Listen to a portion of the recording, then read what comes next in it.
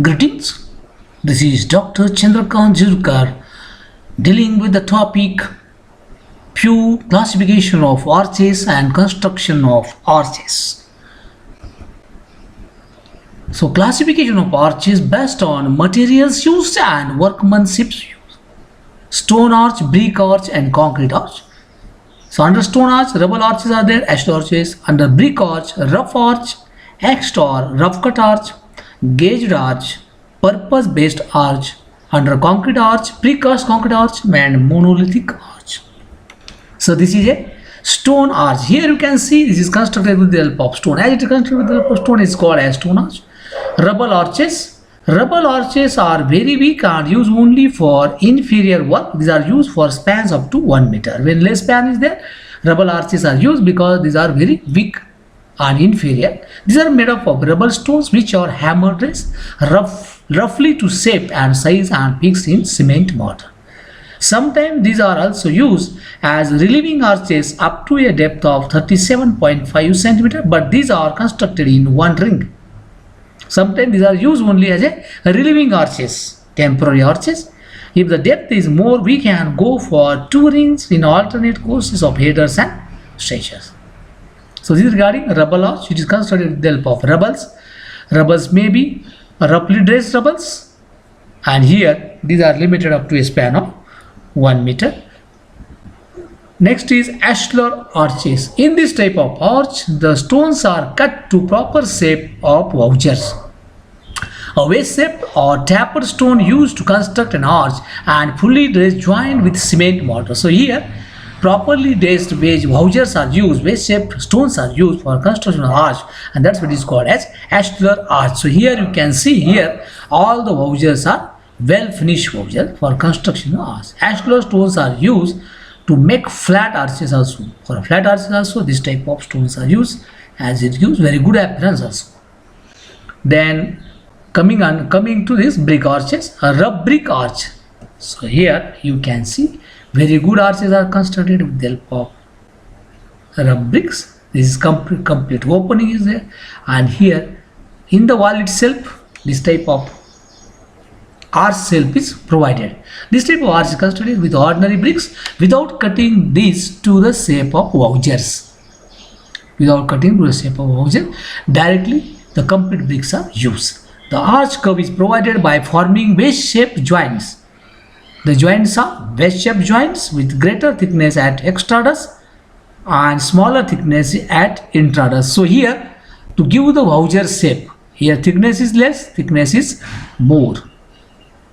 So vouchers are developed, voucher shape is developed with the help of brick itself by changing the mortar thickness, using less thickness in intradus and more thickness in extradus. So it looks unattractive. That's why it is not recommended for exposed brick wall. Its appearance is not good as such. Now at a glance we can see that this gives good appearance, but you compare this with another arches, in that case it is inferior. Next is axed brick arches. Why it is called an axe? The bricks are cut into wedge shape with the help of brick axe. So special tool brick axe is used and bricks are converted into a wedge-shaped bricks. So these are roughly dressed in shape and size. Arch formed by these axe brick is not very pleasant. It is also not pleasant as such. So this is a axe brick arch. So here bricks are converted into a wedge shape with the help of axe. Gauged brick arches. This type of arch is constructed of bricks which are prepared to exact size and shape of vouchers, cutting it by means of wires. So in case of this gauged brick arches, arch is constructed with the bricks which are prepared to exact size and shape of vouchers. The bricks are given voucher shape, wedge shape. The surface of bricks are fine dressed with the help of file. For gauge brick arches, only soft bricks are used. So here bricks are soft bricks. The joints formed in gauge brick arch are fine, thin 1 to 1.5 mm and truly radial. Lime putty is also used for joining. Sometimes lime putty is used to give the strength. So this is regarding gauged arch.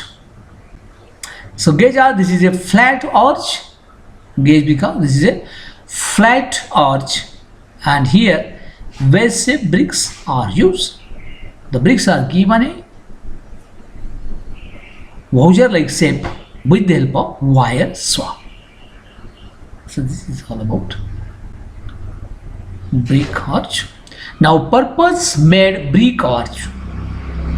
So this is a brick arch which is prepared for a specific purpose, and they already said that it is a purpose made brick arch. These arches are made with special bricks which are manufactured in exact shape and size of vouchers. So here the bricks are prepared having a shape of voucher, exact shape of vouchers. This is very fine workmanship.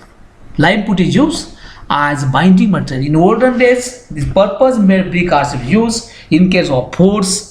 In case of forts, this type of arches are used for giving a special shape. For that purpose, vouchers are manufactured. They are not prepared from the bricks. So this is all about brick arches. Then concrete arches. Precast concrete block arches are normally used. So here you can see the construction carried out. Construction is done with the help of this type of precast concrete blocks. Such arches are made from precast concrete blocks, each block being cast in the mold to the exact shape and size of vouchers. For keystone and cubic, special molds are prepared. Because of exact shape and size of blocks, good appearance of the arch is achieved. Joints made of cement mortar are quite thin. Here in case of this also, these are the blocks, so very thin joints are used. However, casting of blocks is costly and such work is economical only when number of arches is quite large. When number of arches are to be constructed, in that case, this type of arches are concrete arches. When there is a repetition of arches, in that case, or bays are required to be formed. Bays means repetition of arches. In that case, this type of arch is used. Cement concretes of 1:2:4 mix is usually used. Next is monolithic concrete arches. Monolithic means in situ type of. This is a monolithic concrete arch. Monolithic concrete arch. Monolithic concrete arch is cast in situ concrete, either plain or reinforced depending upon the span and magnitude of loading. So this may be of reinforcement or may be plain. Sometimes plain arches without reinforcement also used based on the span. These arches are quite suitable for larger span. Any dimension span, any width of a span is possible in case of this concrete arch.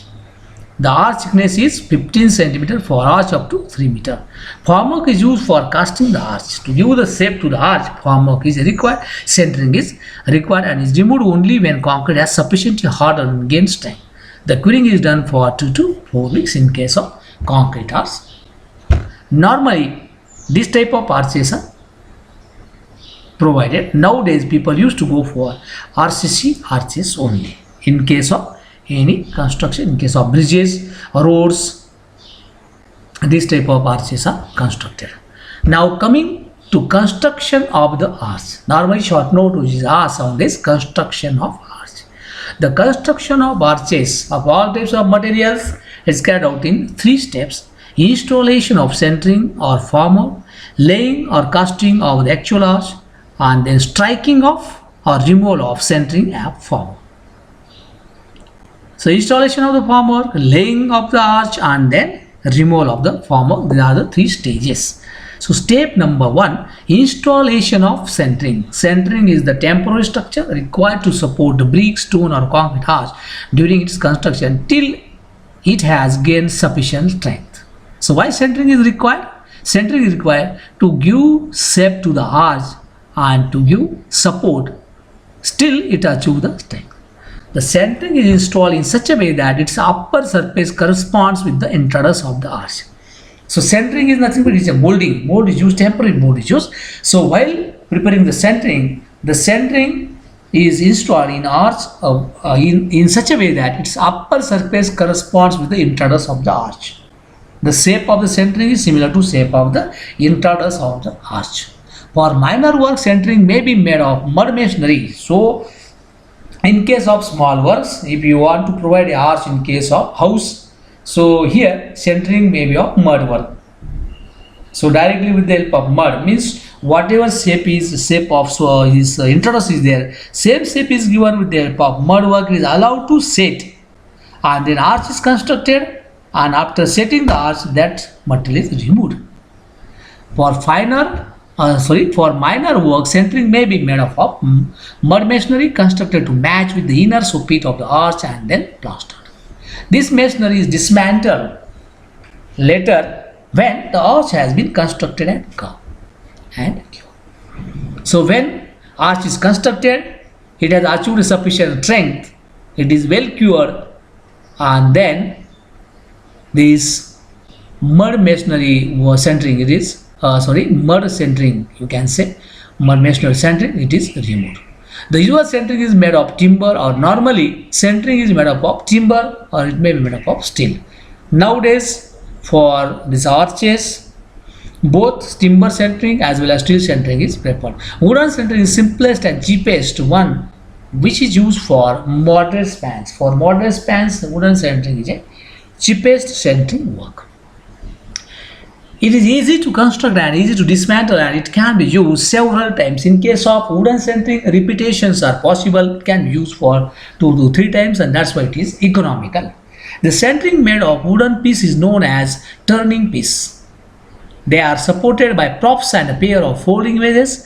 A pair of folding wedges is provided as the top of props under the centering to tighten or loosen the centering. So here you can see the centering and its components. So here the shape of the centering is given to shape as a soffit or introduce of the arch.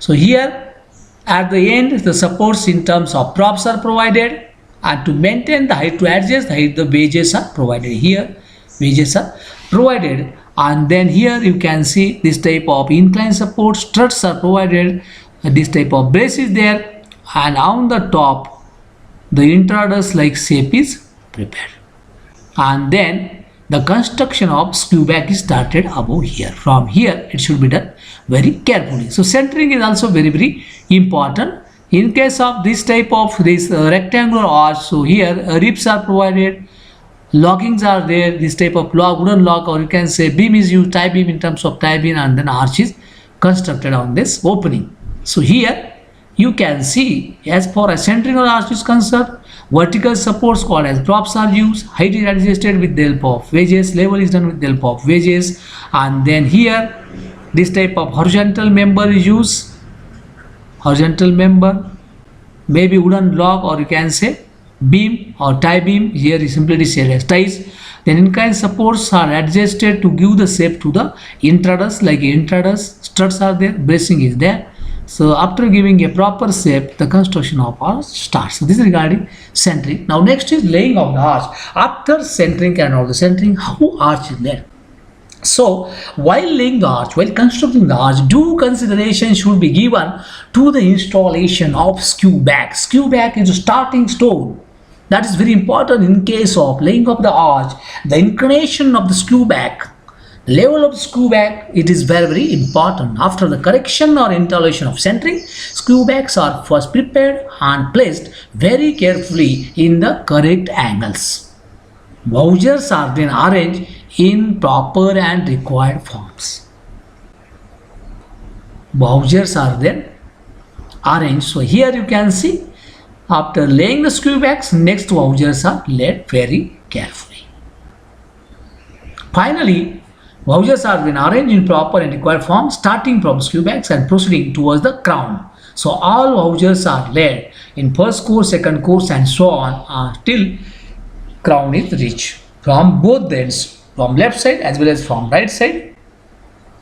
The screw back and wowsers are arranged up to a crown. So here you can see, from after adjusting the screw back, the wowsers are arranged up to crown. From this side also, after arranging the screw back, wowsers are laid up to crown. Then most important thing is, finally keystone is inserted so that all wowsers are locked in position. The major role in case of arch is the keystone.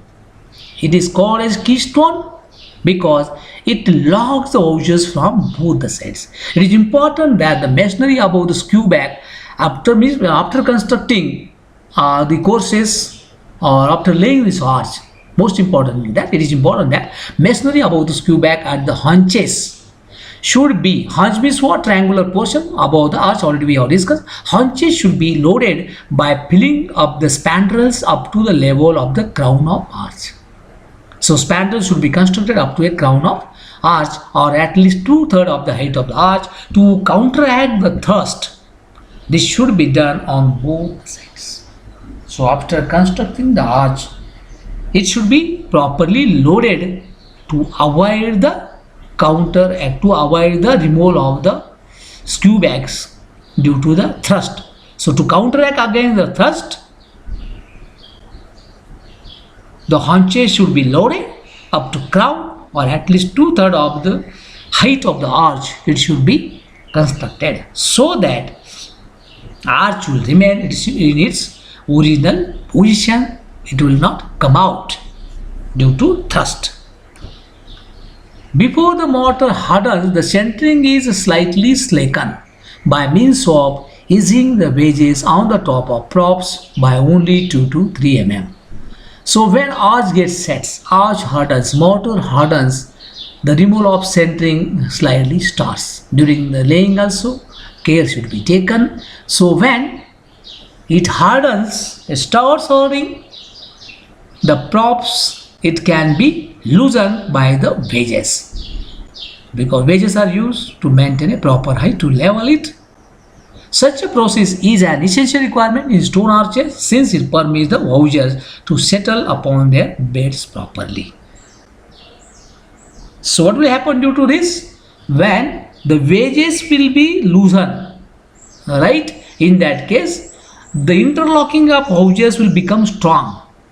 एक लक्षात घ्या, जर त्याचे wages जे असतात प्रॉपवरती जे wages support ते आपण थोडंसं loose केलं तर व्हॉट विल हॅपन, जो आर्च आहे तो arch it will try to come down, but it will not come down, but the houses will get tightened, they will be interlocked properly.